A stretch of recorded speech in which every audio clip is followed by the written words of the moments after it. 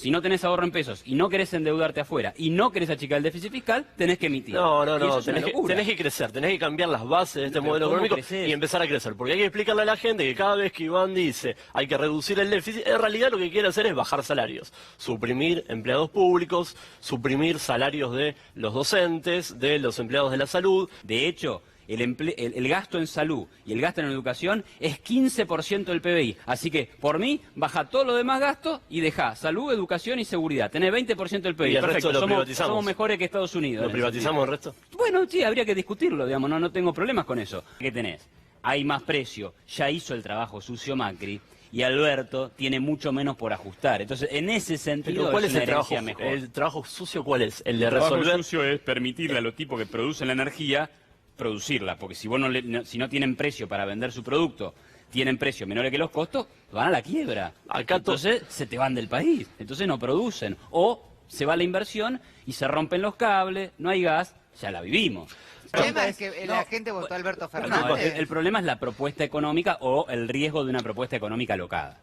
El riesgo de una propuesta económica alocada. Que puede... Vos tenías que financiar alrededor de 3 puntos de déficit primario promedio por año. Y pagar vencimientos de deuda anteriores. Bueno, está bien, pero poner... No, pero este es el tema. Está bien. Eso es lo que ustedes dejan de lado. Miran el déficit y dicen, no, el déficit es esto, ¿cómo te endeudaste? Y te endeudaste porque hay que pagar vencimiento. Vos todos los años renovas vencimiento. ¿En total cuánto? En total estamos hablando Toda la de deuda. 15, Todo el 15 incremento de la puntos. deuda. No necesariamente. Yo creo que el crecimiento en sí mismo te va licuando toda situación de insuficiencia. Eso es lo que intentó Macri, ¿no? Vamos.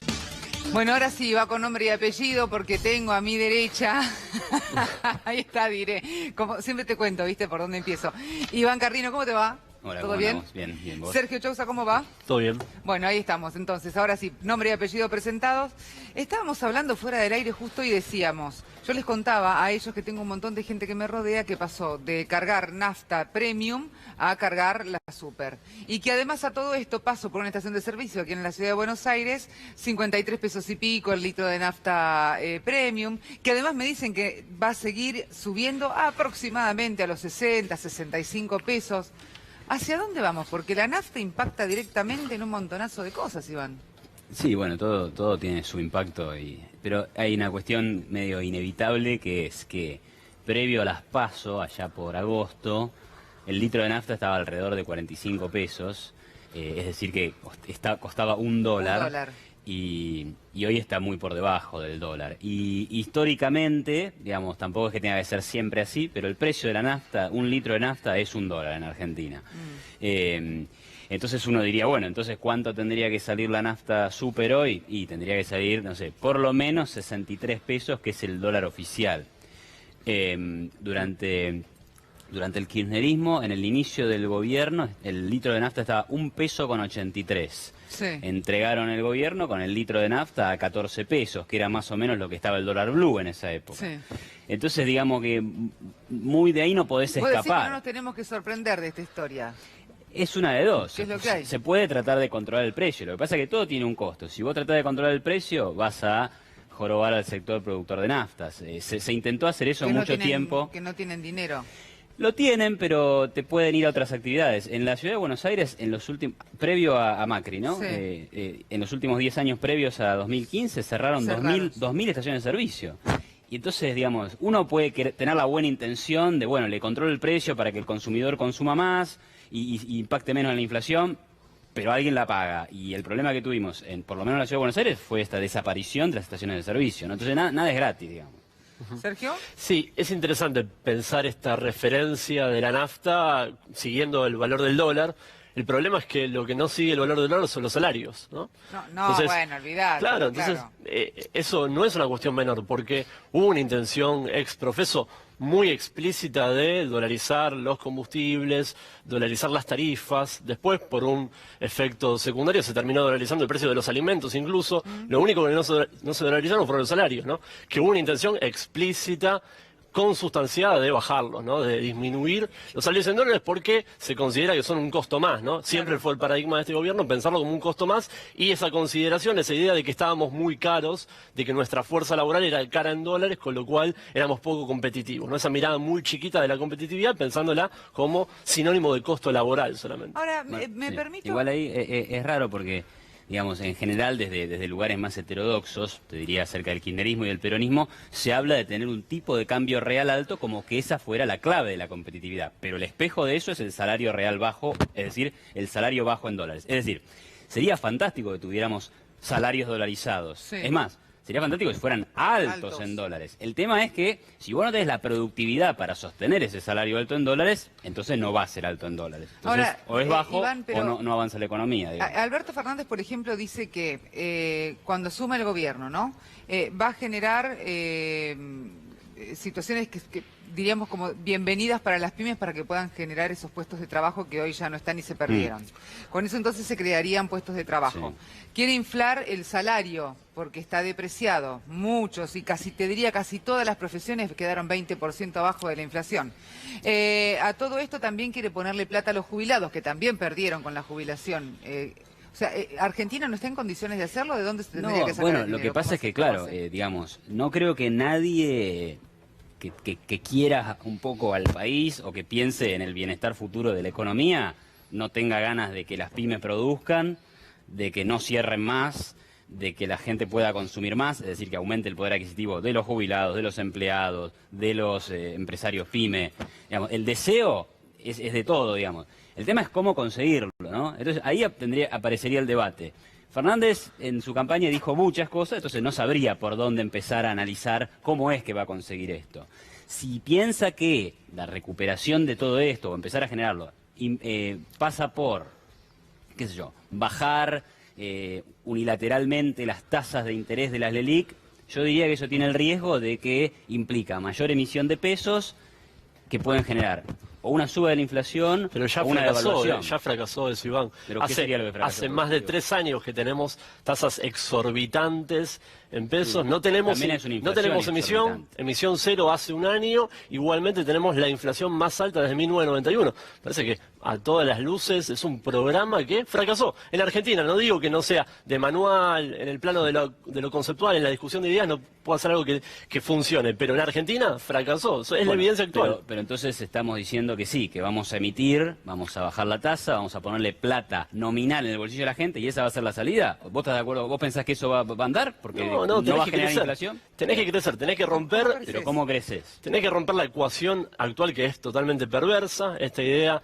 ultramonetarista que es aparte una letanía en el mundo, no existe ningún país que tenga esta doctrina recalcitrante de monetarismo que implica las tasas de interés más exorbitantes del mundo, más altas del mundo y una economía que no funciona. ¿Qué empresario hoy puede invertir productivamente cuando tiene este incentivo a la inversión te hago financiera? una puntualización ahí, Sergio. Las tasas de interés son altísimas, estoy de acuerdo, pero la tasa del riesgo país es altísima. O sea, 2.500 puntos de riesgo país no tiene nadie. ¿Cómo bajás con el Banco Central la tasa de riesgo país? Es imposible. Eso fue producto de que emprendiste un proceso de endeudamiento que fue brutal y que en algún momento, obviamente, el mundo te bajó la persiana porque decía, cada vez que abro la persiana está Argentina ahí pidiendo deuda. Estoy de acuerdo, pero estaba en 800 y pasó a 2.500. Es decir, hubo algo en el medio, que fueron las elecciones PASO. Y de ahí la expectativa de lo que va a venir, que generó una incertidumbre enorme. Es decir, o sea que votamos mal. El problema es que la gente votó a Alberto Fernández. El problema es la propuesta económica o el riesgo de una propuesta económica alocada. El riesgo de una propuesta económica alocada, que puede no ser así, puede no terminar siendo así. Pero la pregunta es, la tasa del riesgo país, vos no la podés bajar con el Banco Central. Entonces, ahí estoy de acuerdo con Sergio. Él dice, bueno, el riesgo país es enorme porque hay un endeudamiento enorme. Perfecto, pero para bajar el endeudamiento necesitas tener política de austeridad fiscal. No parece ser el camino que va a tomar el nuevo gobierno. O por lo menos no dice que no le gusta por lo que dice, ¿no? Entonces, esa es mi preocupación. No necesariamente. Yo creo que el crecimiento en sí mismo te va licuando toda situación de insuficiencia. Eso es lo que intentó Macri, ¿no? Vamos a crecer y se va a caer el déficit Mira, fiscal. justo viniste con eso. Mirá el alivio.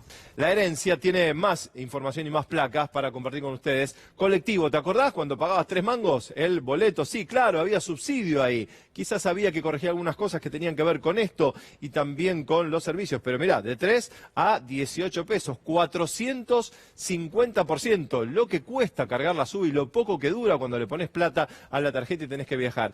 El subte de 4,50 a 19 más 322. Y agarrate ahora, ¿no? Porque con ese 50 55% de apoyo, entre eso los parquímetros que se viene, por Dios. Luz, de 42 pesos a 1.652, lo hablamos hace un rato con Juan Enrique, un incremento de 3.800%, no lejos, lejísimos, irreal si uno lo compara con el incremento de los salarios. Y creo que tenés, siempre hablando de 404 kilowatts, ¿no?, por bimestre, que es el consumo promedio. Creo que tenés una placa más, Santi, para hablar de los incrementos, y bueno, ahí lo tenés, servicios, lo que se llevaron, la transferencia enorme de recursos para los sectores energéticos, grandes beneficiados del modelo que está próximo a terminar el 10 de diciembre. Gas por metro cúbico de 0,48% a 11,07%.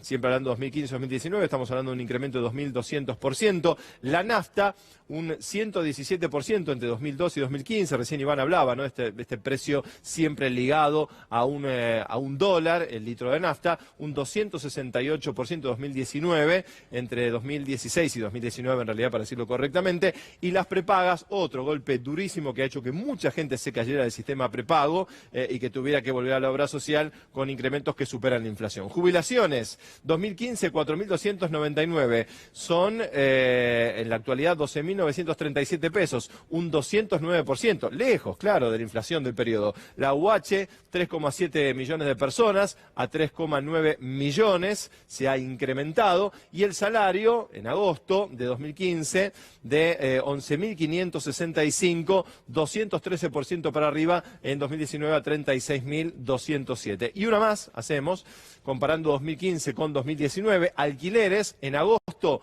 4.300 pesos. Lo difícil acceder a la vivienda, y tenés que pagar hoy 14.300 pesos, siempre hablando de promedios, un incremento de 232%. La inflación, en este caso, si estamos hablando de agosto 2015, agosto 2019, un 366%. Una herencia realmente muy difícil y compleja que el equipo económico del presidente electo, Alberto Fernández, tendrá que ver de a poco cómo resolver, generando una distribución que favorezca a aquellos que más lo han sufrido y que más impacto sienten con estos números. Avi.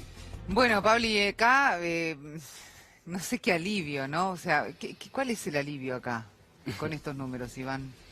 No sé, el alivio, bueno, eso es una frase de campaña para 2 meses, ¿no? Y mirando los datos, yo creo que a mí me gusta analizar los temas con honestidad intelectual, digamos, sacando todo lo que pueda llegar a sonar como partidario, pero... Sí. Si vos ves alguna de las placas que mostraban los aumentos de tarifas, por ejemplo, el hecho de que la luz creo que había aumentado 3.800%, ahí agarraron algún ejemplo de facturas de luz, eso en términos de herencia es mejor para el gobierno que sigue. ¿Por qué?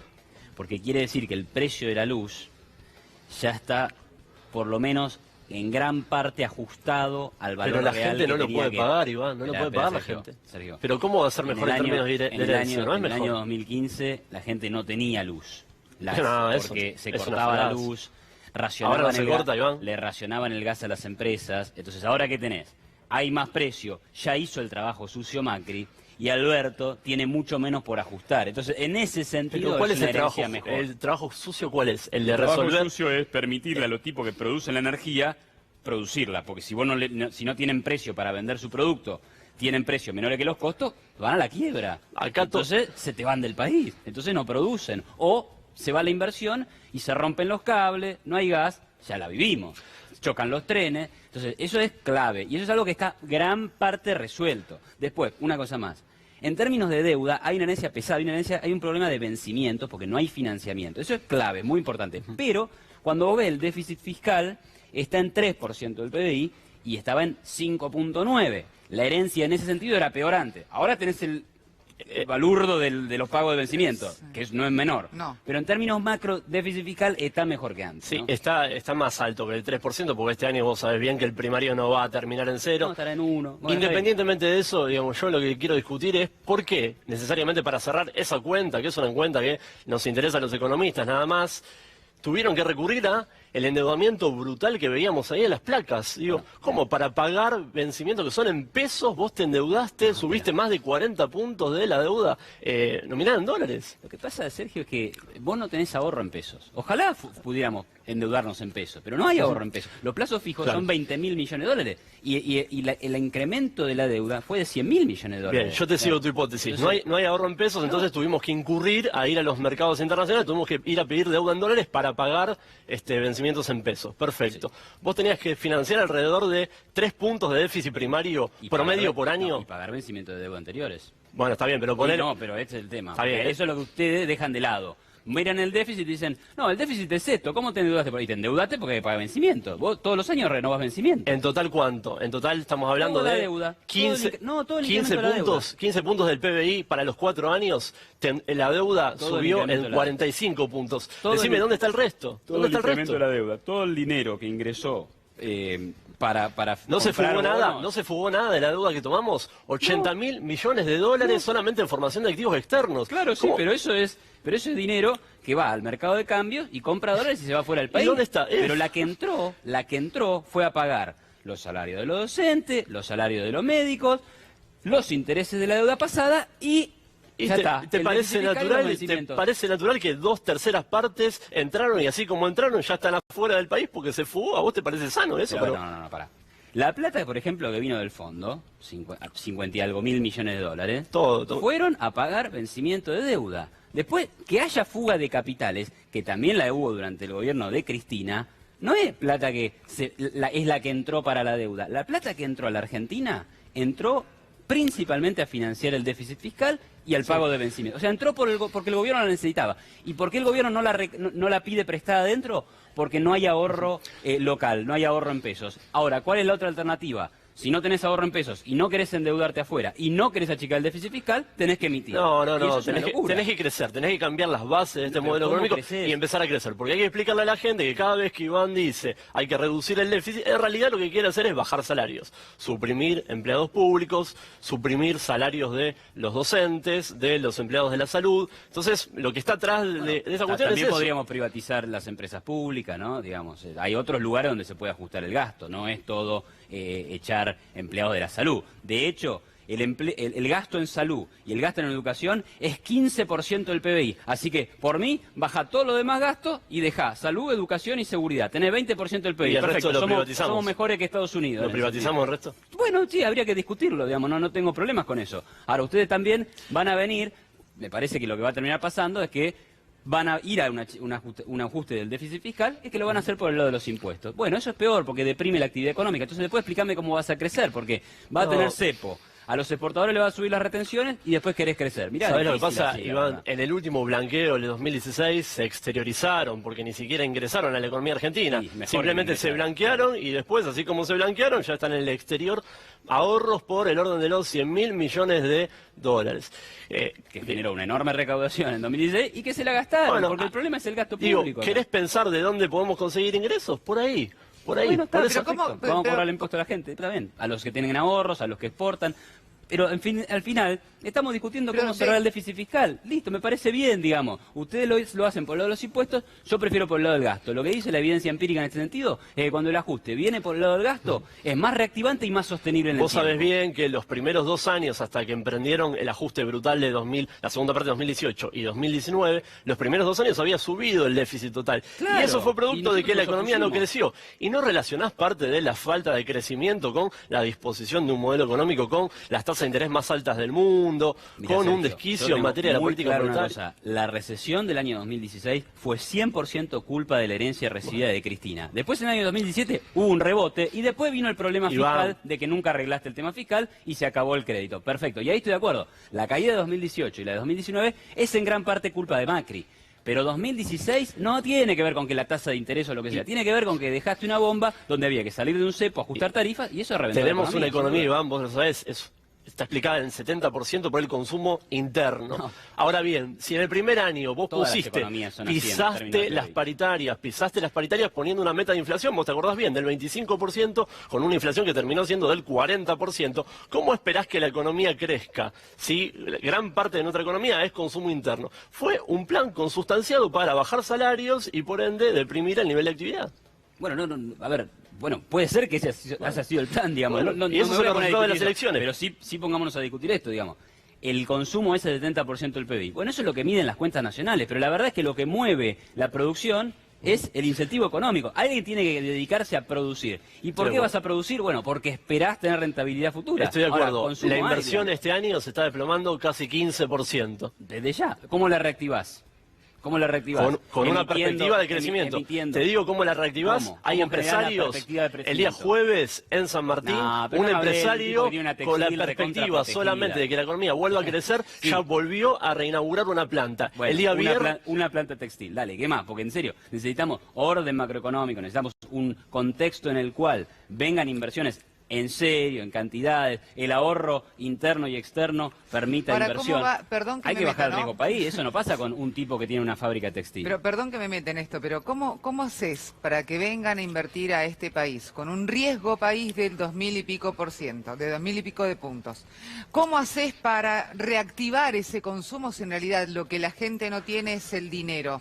La economía básica, te digo, ¿no? La Ayuda de básica. inversiones, ¿sabes? Estamos esperando. Está bien, es que ¿sabes lo que se necesita primero más empleo. Pero para tener más empleo, ¿qué necesitas? Más empresas. Y para tener más empresas, ¿qué necesitas? Necesitas que alguien diga, che, hay futuro en Argentina, me interesa, hay mercado, hay gente, son 40 millones de tipos, hay futuro, no me van a expropiar mis ganancias, por ejemplo, no me la van a confiscar con inflación, no van a dejar de pagar la deuda, entonces todo el mundo va a estar quebrado, no. Entonces lo que vos tenés que hacer es decir, un compromiso de cómo vas a pagar la deuda, un compromiso con la inflación, ¿sí? Un compromiso hacia adelante. Eso genera condiciones para que baje el riesgo país, ahí terminan bajando las tasas de interés y encima el tipo que quiere invertir lo hace a costo más bajo. Estoy ¿no? plenamente de acuerdo de que vienen cuando tienen perspectivas de que va a haber país y eso ocurre cuando creen que van a poder vender localmente. Y eso solamente pasa si los trabajadores y las trabajadoras no ven licuado su salario como pasó en estos últimos 4 años. Gracias, Sergio. Gracias, Iván. Un placer, como siempre.